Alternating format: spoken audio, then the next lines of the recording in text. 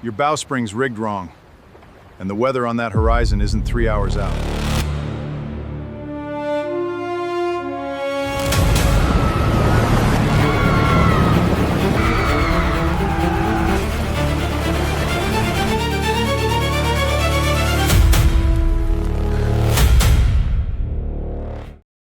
Put down the wrench. Get off my dock before the cameras see you. The voice cut the whole length of the marina. Clean, cold, 200 people in white linen turned to watch. The man at the flagship slip did not turn around. He stayed down on one knee, a wrench in a scarred hand, testing a shackle that had no business holding 40 tons of yacht in a rising wind. Shaved head, 3 days of gray stubble, a jaw like a closed fist. He filled out the salt-faded coveralls the way the sea builds a thing on purpose. He did not look like hired help. He looked like something a storm would have to go through. A little girl sat behind him on his tackle box, 6 years old, drawing a blue wave with a yellow sun over it. She did not look up either. She was used to people telling her father to leave. "Ma'am," he said, still working, voice low and even as a tide, "your bowspring's been re-rigged with the wrong rated shackle, and there's weather stacking up on the southwest horizon that your program says isn't coming for 3 hours. He set the wrench down. He looked at her then. "It's coming in one. If you send the spectator tenders past that breakwater on schedule, you'll have people in the water before your ribbon is cut. Give me 10 minutes. Let me call the harbor master." Adele Sterling looked at him the way she looked at anything that tried to slow her down, which, lately, was the entire world.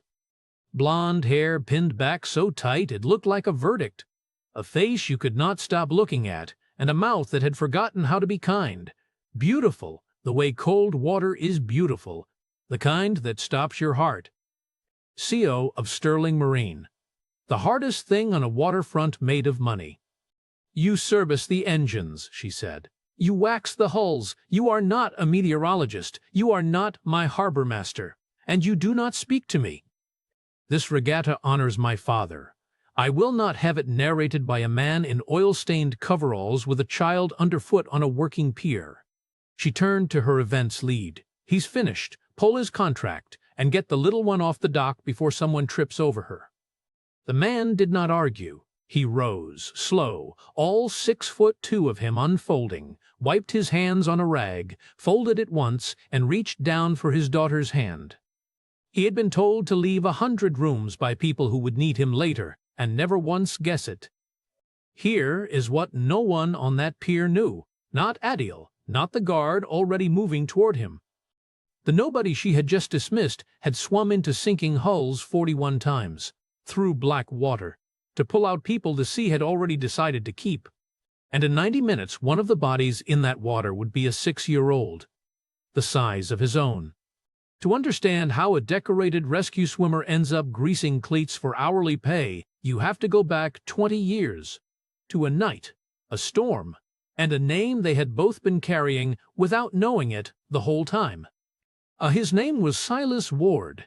He was 44, and he had once worn gold wings and a rank that made admirals return his salute. Nobody at the marina knew that. They knew Quiet Silas, the man who could hear a failing bilge pump from 3 slips away, who never raised his voice, who wore a wedding ring on a job with no dress code, and kept it, because taking it off felt like drowning her a second time.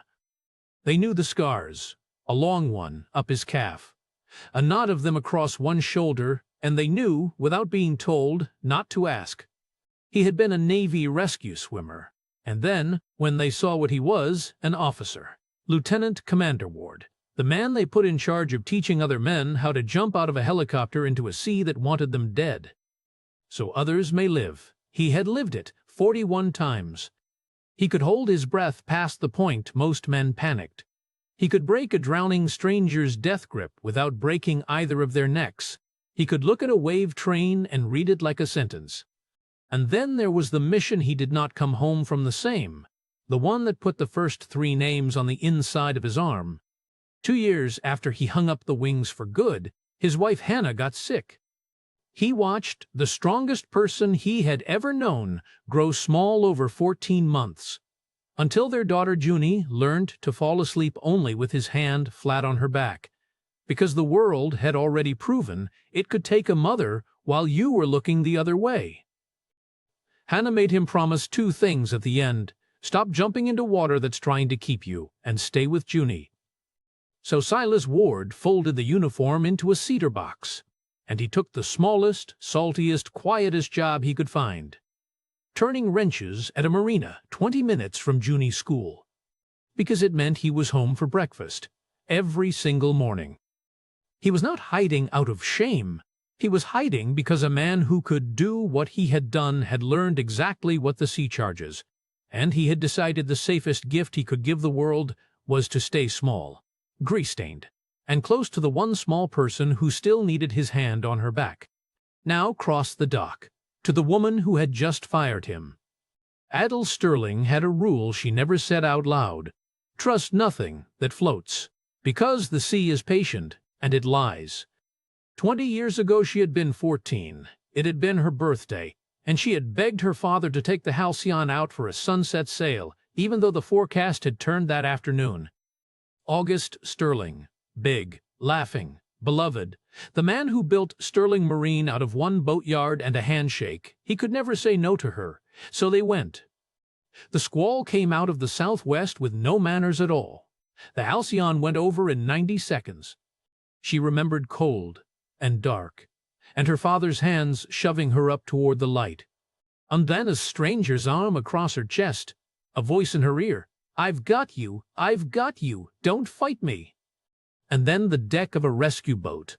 Blankets, searchlights sweeping empty water. They did not recover her father's body until morning. And the story the industry told, in the quiet way an industry protects itself, was that August Sterling had been a showman. A man who took an underpowered pleasure yacht into weather he'd been warned about, on a whim, for his daughter's birthday. Reckless. A cautionary tale told at yacht clubs. And underneath that story, where no one could see it, a 14-year-old built a second one, worse, all her own. I asked him. I put him in that water. I killed my father with a birthday wish. So she did the only thing a girl can do with grief that size. She armored it. She took the boatyard her father left. She grew it into an empire. She became flawless and feared and cold, and she made safety her religion. Protocols, redundancies, contracts, control. Because if she could control everything, then no boat she owned would ever go over again, and no child would ever be handed up out of the dark to a stranger while her father stayed down. She never learned the stranger's name. In her memory, he was only an arm and a voice and 2 words: "I've got you."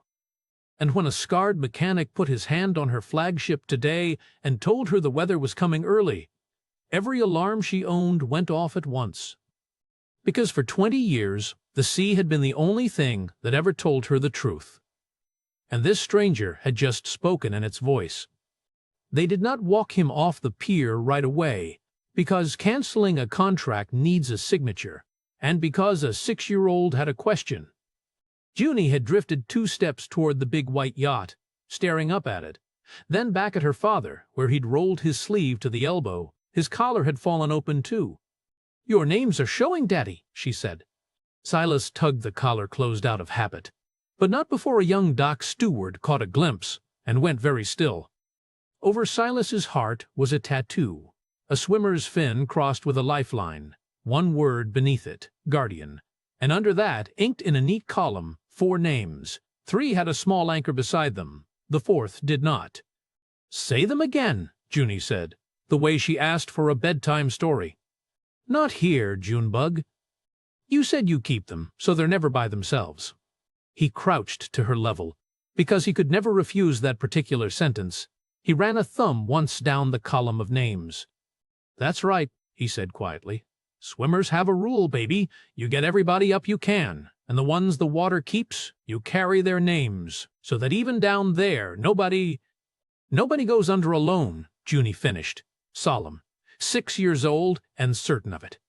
"Nobody goes under alone," he said, and he closed his collar over the 4th name, the one with no anchor beside it, because that person had not drowned. She had just been 14, and she had grown up into a woman who signed his paychecks and did not know his face. Across the water, a horn sounded. On the reviewing platform, Adele took her place beneath a banner with her father's face on it. And past the breakwater, the first spectator tenders motored out on schedule, full of guests, full of photographers, and on the nearest one, a schoolteacher and 8 children from the sailing charity the whole regatta was meant to fund. And on the southwest horizon, exactly as the mechanic had said, the sky turned the color of an old bruise. Up on the platform, a man named Roland Kessler put a warm, dry hand on Adele's shoulder and told her to smile for the cameras. Kessler was the board chairman, silver-haired, expensively calm, the man who had guided the company through the hard year after August drowned, which meant he was the man who had decided, 20 years ago, exactly how the story of the Halcyon would be told. He had no idea the cold young woman beside him had spent 3 years quietly pulling old files. He thought he had raised a useful figurehead. He had no idea she had been hunting him the whole time. "Big day," Kessler said. "Let the tenders make their pass. Let the press get the shot. Then we cut the ribbon. No need to fuss about a little wind. The Sterling name is about confidence." Adele said nothing. She was watching the bruise on the horizon and hearing a mechanic's flat, certain voice. "It's coming in 1 hour, not 3. In 20 years of men in good suits telling her the weather was fine, that grease-stained stranger was the first person who had told her it wasn't, like he had seen it. The squall hit the breakwater like a fist. Wind went from 12 knots to 40 in the space of a held breath.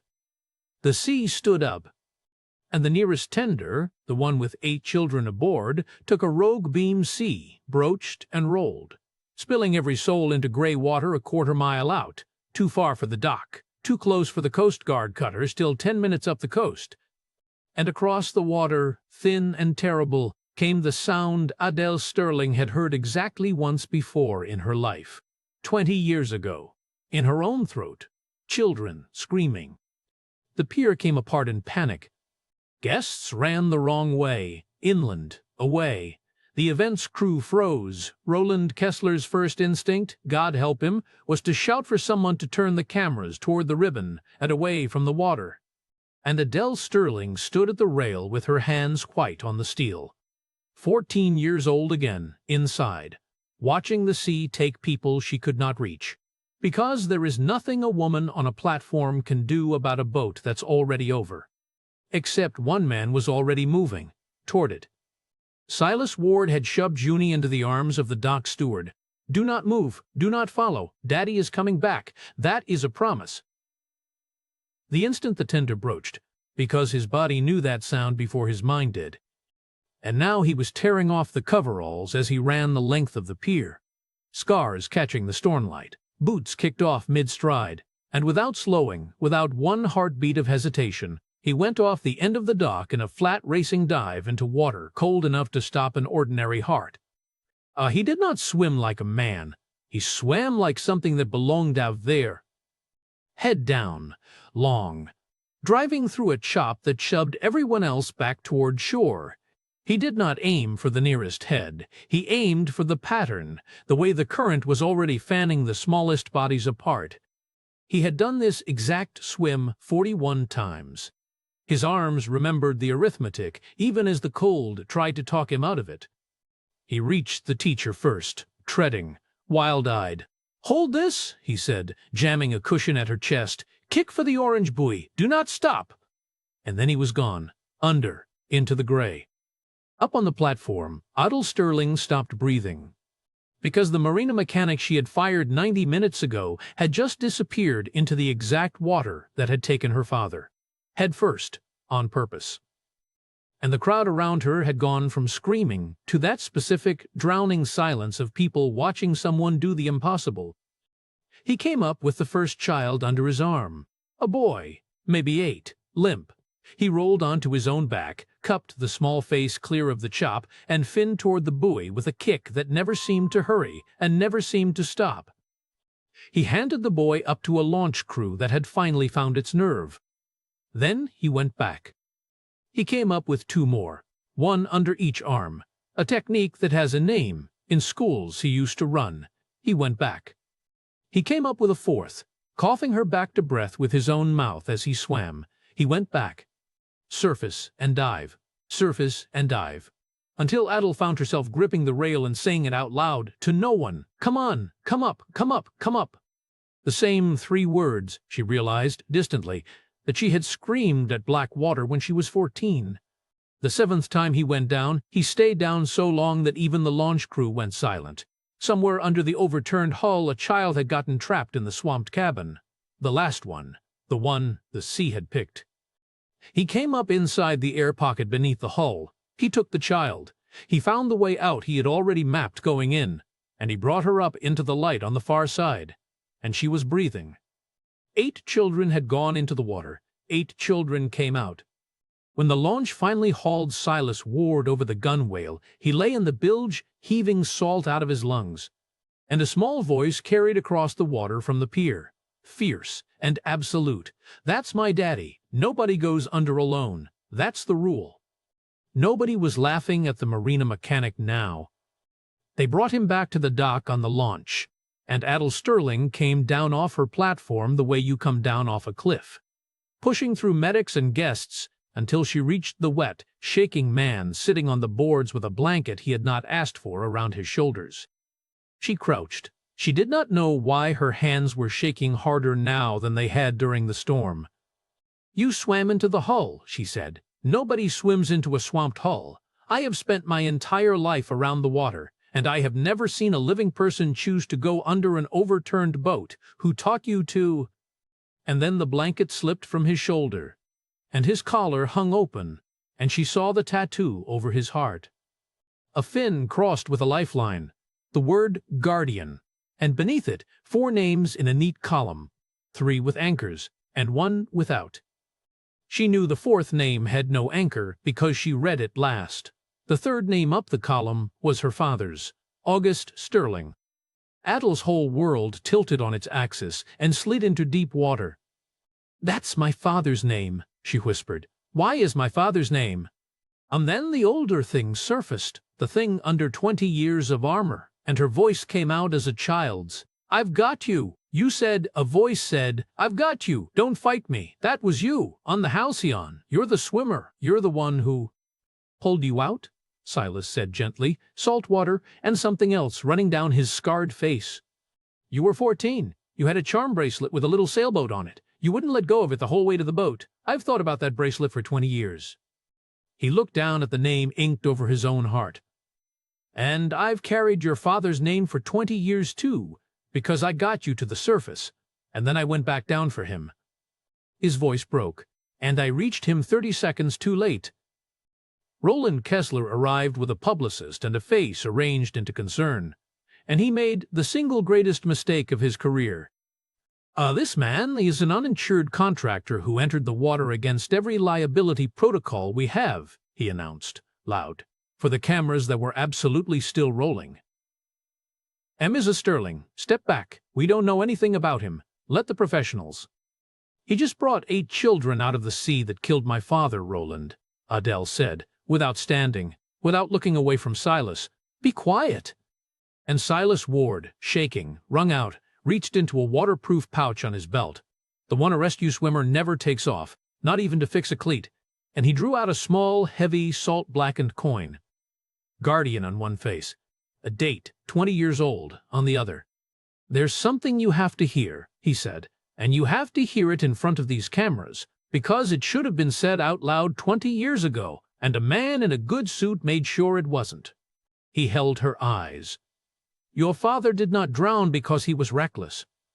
When the Halcyon went over, August Sterling got you, and 2 crew, up to me first, and then he went back down, into the cabin, because a deckhand named Marco was pinned under a collapsed berth. He freed him. Marco lived. That's why your father ran out of air. He didn't die showing off for a birthday, Adele. He died the exact way I just tried to. He went back for the one the water was keeping. Adele made a sound that had been 20 years in her chest. I filed all of it, Silas went on. Every rescuer files. My statement said August Sterling died conducting a rescue in the flooded cabin. A hero, by any definition the service has. But when the report went to the company for the family's records, it came back to the public as owner error. Adverse weather, inexperience. Somebody rewrote the sea into a story that protected a brand instead of a man. He turned the coin in his scarred fingers. I could never figure out who. I was a swimmer, not a lawyer, but I kept the coin, and I kept the date, and I kept the name. Because I swore no man I pulled for goes under alone, and letting the world call him a fool felt like leaving him down there. Adele Sterling stood, slowly, and she turned to Roland Kessler, and 20 years of ice cracked into something molten. You told me he was reckless, she said. You let me believe, you let a 14-year-old believe, that she had talked her father into the storm that drowned him. You let me carry that, so the Sterling name would read tragic accident, instead of our founder died a hero, and then we slandered him. You rewrote my father into a cautionary tale to protect a logo. Adele, Kessler started, you were a child. It was a difficult... I have the original filing, she said. I've had it for a year. I just never had the witness. She looked at Silas. He just walked out of the sea and handed him to me. Kessler lunged for the coin, one last panicked grab, as if the metal were the truth and the truth could be taken. He never reached it. Silas Ward's scarred hand closed around the chairman's wrist like a mooring line going tight. And the most powerful man on the pier was suddenly on his knees, on the wet boards, beside the man he had called hired help. Held there without visible effort by a swimmer who had just spent his whole strength on 8 children and had exactly nothing left to fear from a man in a suit. Nobody, Silas said quietly, goes under alone, not the kids today, not her father, not any more. The reckoning that followed did not take long. Because it is very hard to argue with an original rescue filing. A decorated swimmer's sworn statement. A living deckhand named Marco, who had spent 20 years wondering why the man who saved him was called a fool, and live footage of a chairman trying to grab a coin off the ground. But the thing that mattered most to Adele Sterling happened 3 weeks later, in a maritime museum with tall windows, when a new plaque was unveiled beneath her father's portrait. The old caption, the one about weather and inexperience, was gone. The new one told the truth. August Sterling died conducting a rescue in the flooded cabin of the Halcyon, having first delivered his daughter and 2 crew to safety. He went back for the last man aboard. The last man survived. Adele did not cry in the museum. She waited until she was in her car, in the lot alone. And then she came apart for 20 years, all at once. Not the grief of losing him, she'd had that every day, but the grief of finally setting down the thing she'd carried instead. I killed him. I asked him to go. Gone. Replaced with the truth. She had not killed her father. Her father had died the bravest death a sea allows, and a boardroom had stolen even that from both of them. And then she drove to a small house, 20 minutes from a marina, and she knocked on the door of the man who had handed her father back to her. And when Silas Ward opened it, a dish towel over one shoulder, a 6-year-old peering around his hip, Adele Sterling, CO, Ice Queen, the most controlled woman on the waterfront, did not have a single prepared word. You let them call him a fool, she finally said, and you let me sign your paychecks, and you never said a word. For a year you fetched my cleats and said nothing. Why? Because the last time I told you the weather was coming, you fired me, he said. The ghost of a smile. And then, gentler, and because carrying his name was mine to do quietly, I didn't know the girl with the sailboat bracelet had grown up into the woman who owned the dock. He shook his head. When I put it together, you'd built a whole fortress out of thinking it was your fault. I didn't know how to knock on that door, so I waited for the sea to open it. It always does. Junie decided she liked the blonde lady, mostly because the blonde lady knew, without being told, that you say all 4 names. And you say August Sterling's a little slower than the rest. Here is the lesson, and it deserves to be said without decoration. We are taught that power keeps us safe. The title, the empire, the protocols, the authority to fire the small people who work our docks. Adele Sterling had all of it, more control than almost anyone alive, and it did not pull one child from the water, and it did not, for 20 years, tell her the truth about her own father. What did both? Was a man everyone had decided was nothing. A scarred handyman, greasing cleats for hourly pay, who had once been strong in one of the rarest ways a human being can be, and had walked away from all of it to make breakfast for a little girl. The strongest person on that pier was not the woman on the platform giving orders. It was the man who went off the end of the dock into the thing everyone else fled, and then asked for no credit at all. And the laziest cruelty we practice is looking at the quiet person cleaning up after us and deciding they have nothing left to give, right up until the moment they are the only one who does. Adele had spent 20 years believing she had sent her father under. It took a second storm, and a witness who had carried the proof over his heart like a wound that would not close, to teach her the truth she had needed the whole time. She never sent anyone under. Her father chose the water for someone else's child, the way the swimmer just had, the way the best people always do. Nobody goes under alone. A sterling marine did not stay the same company, and good riddance to what it had been. The foundation Adele built out of the wreckage carried a name she insisted on: the August Sterling Guardian Fund. It put rescue swimmers and safety boats on the water at every regatta the company would ever touch, free for anyone. On the wall of its first boathouse hung a coin behind glass, Guardian on one face, a 20-year-old date on the other. Silas did not take the settlement Adele's lawyers pushed at him, either. He took a daytime job running water safety training for the fund, with one rule in writing: home for breakfast, every morning, no exceptions. He knew, better than anyone, what it costs the small people who wait on the dock when a man keeps swimming into the dark. He was done making Junie wait for anything. But on a Sunday in early summer, on a quiet beach, where the tide was low and gentle and the moon was already a pale coin in the daytime sky, Adele Sterling stood beside a scarred man at the water's edge. Not in front of him, not behind him, beside him, and for a long while neither of them said anything at all. "You still carry them?" she finally asked. "The names?" Silas turned his forearm, then touched the tattoo over his heart. "Every day," he said, "but your father's lighter now. For 20 years I carried him like a man who reached someone too late." He looked at her. "Now I carry him like a man who finally got to tell his daughter how her father actually died." Down the sand, Junie shrieked with laughter, running at the edge of the foam with her arms out, a drawing of a blue wave and a yellow sun clutched in one fist. "Watch me! Nobody gets left in the water! Nobody goes under alone!" "Copy that, Junebug," Silas called, and his voice caught. "Nobody goes under alone." And Adele Sterling, who had spent 20 years believing she'd drowned her own father, and been handed back the truth by a man everyone else had thrown off her dock, stood beside the quiet giant in the ordinary tide, 4 names over his heart, a little girl in the foam, and she let herself, for the first time in her life, simply belong somewhere the sea could not take from her. If you believe the strongest person on the water is almost never the loudest, that real courage swims toward the dark and then asks for none of the credit, type the words, "Nobody goes under alone," in the comments. If his rule, "you carry the ones the water keeps," landed somewhere in your chest, hit the like button so more people hear it. And subscribe, because the next story is about a building superintendent everyone treated like a mop for hire at a billionaire developer's grand opening. Until the ground shook, a tower came down, and the only man who knew how to bring people out of the rubble alive was the one they'd made take the freight elevator.